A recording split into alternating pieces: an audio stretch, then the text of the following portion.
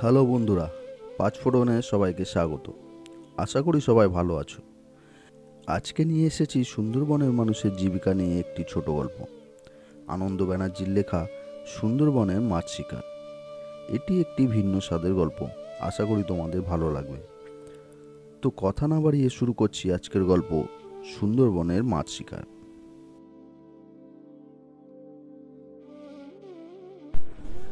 সুন্দরবন যে এক অদ্ভুত গোলকধাঁধা, যেখানে নদী, নালা আর অজস্র খাল বিল এক মায়াবী ইন্দ্রজাল বিস্তার করে রেখেছে, আর প্রকৃতি অকৃপণভাবে ভরিয়ে দিয়েছে এই বনভূমিকে। নদী, নালা আর অফুরন্ত মাছ যেন কিছুতেই ফুরোয় না। সুন্দরবনের মানুষ এই মাছ শিকার করে জীবন ধারণ করে। তবে এই বনভূমি এত সহজ নয়। প্রতি পদে পদে এখানে বিপদ অপেক্ষা করে থাকে। কত মানুষ যে এই বনে চিরতরে হারিয়ে গেছে তার কোনো লেখা জোখা নেই। রহিম আর মাসুদ ছোটবেলাকার বন্ধু। এখন বড় হয়েছে, সংসার হয়েছে, তবুও বন্ধুত্বে কোনো আঁচ পড়েনি। দুজনের অবস্থা মোটামুটি ভালোই।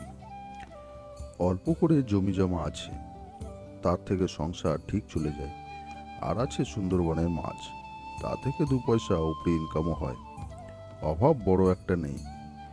এবছর চাষের কাজ একটু আগেই মিটে গেছে, ধানও ঘরে তোলা হয়ে গেছে। হাতে এখন অফুরন্ত সময়। একদিন সন্ধ্যাবেলায় রহিমের ঘরের দাওয়ায় দুজনে বসে গল্প করছে।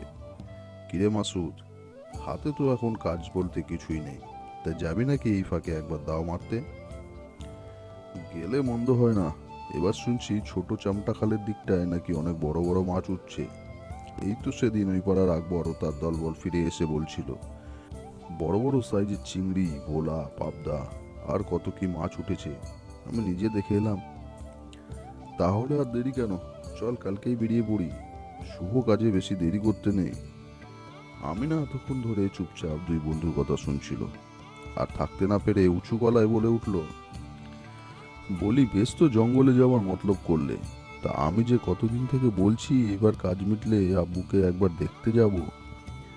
বলি সে কথা কি ভুলে গেলে?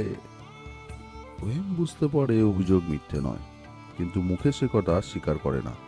বলে, সে তো আমার মনে আছেই, কিন্তু কথাটা হচ্ছে খালি হাতে তোমার আব্বুর কাছে কি করে যাই, আর সেই খালি হাত ভরতেই তো জঙ্গলে যাওয়া।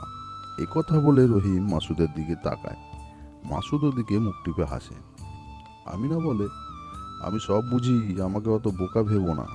একটু ফাঁকা সময় পেলেই জঙ্গলে যাওয়ার মতলব। আমি সব বুঝি, দেখবে যেদিন বিপদ আপদ কিছু একটা হবে সেদিন বুঝবে। যাও, যেদিকে তোমার মন চায় চলে যাও। সে রাতে আমিনা কিছু খেলো না। ভোর রাতে আমিনা যখন ঘুমে অচৈতন্য, রহিম চুপিচাপি ঘর থেকে বেরিয়ে পড়ে। ঘাটে গিয়ে দেখে মাসুদ সবকিছু আয়োজন করে তার জন্যই অপেক্ষা করছে। রহিমকে আসতে দেখে মাসুদ বলে, আমি তো ভাবলাম তুই মনে হয় আসবি না। নে নে, এবার তাড়াতাড়ি চল, দেরি করিস নে। চামটা খালটা অনেকটা পথ, পৌঁছাতে বেলা হয়ে যাবে। ডিঙি ছেড়ে দেয় তারা। 3-4 দিন থাকার মতো ব্যবস্থা করা হয়েছে। চাল, ডাল, জ্বালানি আর খাবার জল। সুন্দরবনে এত নদী, নালা, খাল, বিল, কিন্তু এক ফোঁটা জলও মুখে দেওয়ার উপায় নেই। সাগরের জল ঢুকে সব নোনা হয়ে গেছে, তাই খাবারের জল সঙ্গে করে নিয়ে যেতেই হয়। দাঁড় টানতে টানতে মাসুদ গুনগুন করে গান গায়। রহিমও মাথা হেলিয়ে তালে তাল মেলাতে থাকে। শীতের সকাল, এতক্ষণে ভোরের কুয়াশা সরে গিয়ে সূর্যের মুখ দেখা গেছে। এখন ভাটি সবে শুরু হয়েছে। আরেকবার জোয়ার পড়ার সময় তাদের ছোট চামটা খালে পৌঁছাতে হবে, না হলে আজকের দিনটা মাটি হয়ে যাবে। সেই মতো তারা ডাক টানতে থাকে। এখন তারা সুদর্ণখালির কাছে। সরু একটা পাঁচখাল দিয়ে যাচ্ছে। খালের দুপাশে বন। এখনো জোয়ারের জল থাকায় চড়াটা দেখা যাচ্ছে না। বনের অনেক ভেতর পর্যন্ত জল ঢুকে গেছে। নদীর পাড়ে গাছগুলো অর্ধেকের বেশি ডুবে গেছে। গাছের মাথায় দু একটা বাঁদর চোখে পড়লেও হরিণের দেখা এ পর্যন্ত পায়নি। হরিণের দল জোয়ারের জল থেকে বাঁচতে বনের অনেক ভেতরে কোনো উঁচু জায়গায় আশ্রয় নিয়েছে। ক্রমেই বেলা বাড়ছে। রহিম দুপুরে ভাত চাপানোর জন্য উঠে পড়ে। মাসুদ একাই দাঁড় বাইতে থাকে। খাবারের আয়োজন ডিঙির মধ্যেই। ভাত ডাল একসাথে দিয়ে খিচুড়ি রান্না হবে। এমন সময় তারা একটা জেলে ডিঙিকে তাদের দিকে আসতে দেখে। কাছে এলে বোঝা যায় সেটা কাঁকড়া ধরা নৌকা। রহিম চেঁচিয়ে জিজ্ঞেস করলো, কেমন উঠেছে? ওদিক থেকে উত্তর আসে, তা মন্দ না মিয়া, আমাদের কয়েকখানা দিয়ে যাও না। বদলে কি দেবে তারা জানতে চায়। তোমরা বলো কি নেবে? মাসুদ ওদেরকে জিজ্ঞেস করে। দুটো চাল আর একটু নুন দাও, আমাদের সব ফুরিয়ে গেছে। চাল আর নুন বার করে। সুন্দরবনের ভেতর টাকা পয়সার কোনো দাম নেই। এখানকার জেলে কাঠুরিয়াদের দল এইভাবেই জিনিসপত্র দেওয়া নেওয়া করে। ডিঙি এসে লাগলো রহিমদের ডিঙির গা ঘেঁষে। তা মিয়া কোন দিকে যাবে? এক বুড়ো মাঝি জানতে চায়। ওই ছোট চামটার দিকে যাব। যাও যাও, জলদি যাও, ওদিকে তো শুনছি অনেক বড় বড় মাছ উঠছে। তবে সাবধানে যেও, চামটা তো ওটা মোটেও ভালো জায়গা নয়। শুনলাম দুদিন আগেই নাকি একজনকে নিয়ে গেছে। কথাগুলো শুনে মাসুদের বুকের ভেতর ছ্যাক করে উঠল। কিছুক্ষণের মধ্যেই কাঁকড়া ধরা ডিঙিটি খালের বাগে অদৃশ্য হয়ে গেল। রহিম আর মাসুদ পালা করে খিচুড়ি আর কাঁকড়ার ঝোল খেয়ে নিল। চামটা এখনো অনেক পথ। দইবাকি পেরিয়ে তারা নেতিধপিনির দিকে বাঁক নেয়। এখান থেকে সুন্দরবনের যেন অন্য রূপ। সারি সারি সুন্দরী গাছের ডালগুলো বাঁকা হয়ে যেন নদীর জলে মাথা ডুবিয়ে স্নান করতে চায়। সরু খালে ডিঙি চালিয়ে নিয়ে যাওয়া খুব দায়। খুব সতর্ক হয়ে এগোতে হয়, নইলে গাছের ডালে ঝুলে থাকা সুন্দরবনের বিষাক্ত সাপ কখন যে ডিঙির উপর এসে পড়বে তা কোনো ঠিক নেই। রহিমরা এর আগে অনেকবার এদিকে এসেছে, এসব তাদের জানা। একবার এক বিরাট কালনাগিনী সাপ এভাবেই ডিঙি এতে এসে পড়েছিল। সে এক ভয়ানক কাণ্ড। সেবার অনেক কষ্টে সাপটাকে জলে ফেলতে পেরেছিল। পুরোনো দিনের কথা মনে পড়ে রহিম আনমনা হয়ে গেল। কিরে, কিসের এত চিন্তা? মাসুদের ডাকে সম্বিত ফিরে আসে রহিমে। কই কিছু না তো, আমরা ছোট চামটা এসে পড়েছি। রহিম চারিদিকে চেয়ে দেখে নেয়। এখানে সে এর আগেও অনেকবার এসেছে। চামটা বন একটু আলাদা বাকি সুন্দরবনের থেকে। এখানে গাছপালা আর কেদো ঝোপ সব থেকে বেশি। কেদো ঝোপ ছোট হয় কিন্তু খুব ঘন, বাঘের লুকিয়ে থাকবার পক্ষে একেবারেই আদর্শ। আর এই কারণেই চামটা বনে বাঘের উৎপাত সবচেয়ে বেশি। এসব সুন্দরবনের মানুষের কাছে অজানা নয়। তবে এত কিছুর পরেও এই বিপদসংকুল বনভূমিতে তাদের বারবার ফিরে আসতে হয় পেটের তাগিদে।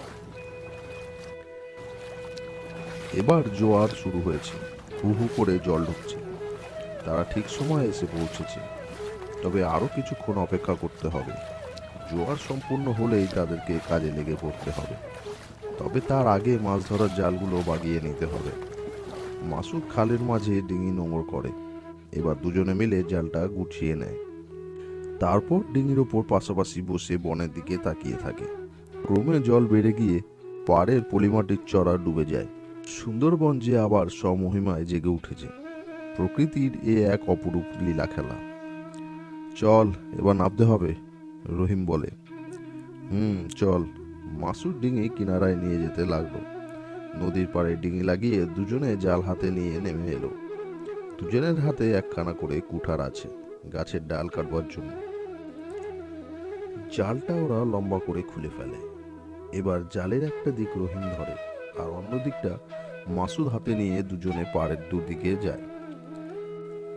পাড়ে গিয়ে তারা জালের উপরের দিকটা একটা গাছের সঙ্গে বাঁধে। তারপর কুঠার দিয়ে একটা সরু মতো ডাল কেটে নিয়ে জালের নিচের অংশটা সেটার সাহায্যে চরের পলিমাটিতে ভালো করে পুঁতে দেয়। এখনকার মতো কাজ শেষ হয়ে গেল। তবে এইটুকু কাজ করতেও বেশ কিছু সময় লাগে, কারণ চরের নরম কাদা আর পলিমাটিতে হাঁটা চলা গড়াই দায়। প্রায় হাঁটু পর্যন্ত ডুবে যায় কাদায়। সবকিছু বন্দোবস্ত করে ওরা নিজেদের ডিঙিতে ফিরে এলো। এবার ডিঙি বেয়ে খালের মাঝে চলে এলো। জলের মাঝখানে ডিঙি নোঙর করে রাত কাটাতে হবে। পাড়ের গাছের সাথে ডিঙি বেঁধে রাখলেই সর্বনাশ। সুন্দরবনের বাঘ ভয়ানক শয়তান। ডিঙি যদি পাড়ের গাছে বাঁধা থাকে, তাহলে সবাই ঘুমিয়ে পড়লে রাতের অন্ধকারে ডিঙির সেই দড়ি টেনে সেটাকে কিনারায় নিয়ে চলে আসে। তারপর তার শিকার মুখে করে তুলে নিয়ে মুহূর্তের মধ্যে বনের ভেতর উধাও হয়ে যায়। তাই এমন হঠকারিতার স্বভাব কেউ দেখায় না। ঘুমের ঘোরে বেঘোরে প্রাণ দিতে গিয়ে চায়। এখন পর্যন্ত বিকেল। সূর্যদেব আস্তে আস্তে পশ্চিমে ঢলে পড়ছেন। রক্তিমা ভাই চারিদিক ভেসে যাচ্ছে। এই আলো আধারে খেলায় জল আর জঙ্গলকে এক মোহময়ী রূপে সাজিয়ে দিয়েছে। রহিম আর মাসুদের এখন কোনো কাজ নেই। এখন জোয়ার চলছে। সাগরের নোনা জল সুন্দরবনের অসংখ্য নদী নালার চক্রবিয়োর মাঝে হারিয়ে যাচ্ছে। ভাটা রাতে শুরু হয়, শেষ হতে হতে ভোর হয়ে যাবে। রহিম আর মাসুদকে তখন আবার জাল গোটানোর কাজে লেগে পড়তে হবে। যত মাছ জালে আটকা পড়বে সেগুলোকে ডিঙিতে এনে রাখতে হবে। বনের মধ্যে অন্ধকার যেন ঝপ করে নেমে আসে। দেখতে দেখতে চারিদিক কালো হয়ে গেল। এবার রাতের খাবারের আয়োজন করতে হবে। এই বেলাও খিচুড়ি। সারাদিন অনেক পরিশ্রম হয়েছে, তাই তাড়াতাড়ি রাতের খাবার খেয়ে দুজনে শুয়ে পড়ল।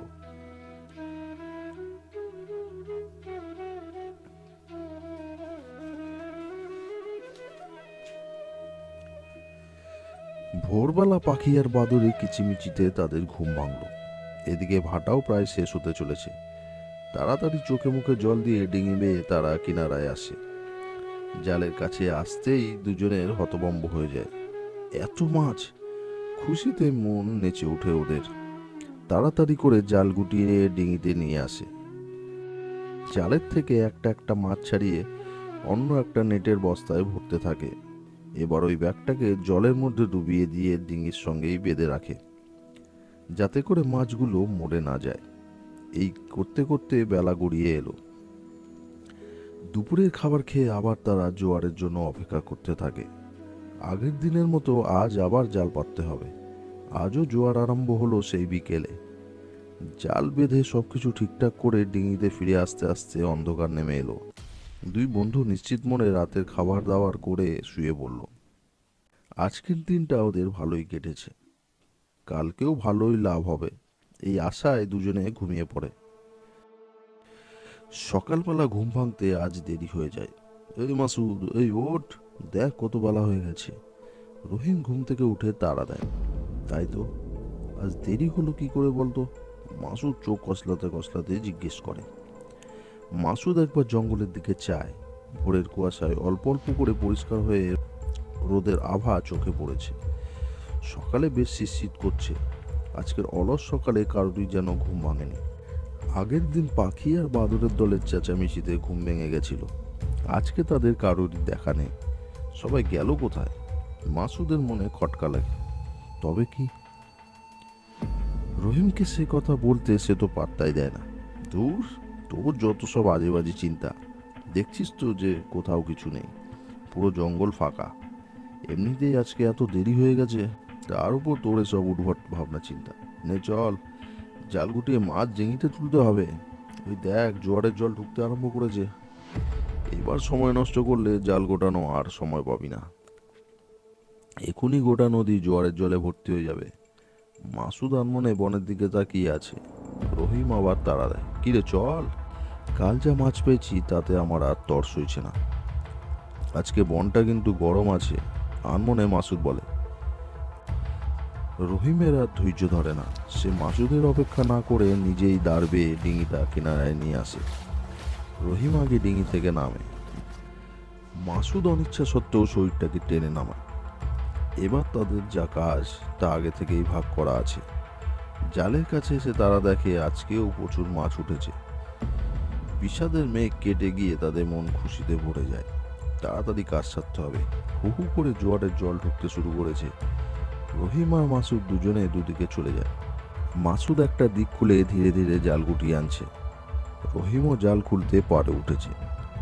জাল খুলতে খুলতে সে একবার মাসুদের দিকে তাকায়, কিন্তু পেছনে ফিরে যাওয়াটাই তার কাল হলো। মুহূর্তের মধ্যে বাঘের গর্জন। এ তো বাঘ। সে কেঁদো ঝোপের আড়ালে ওত পেতে আছে এতক্ষণ, কেউটা টের পায়নি।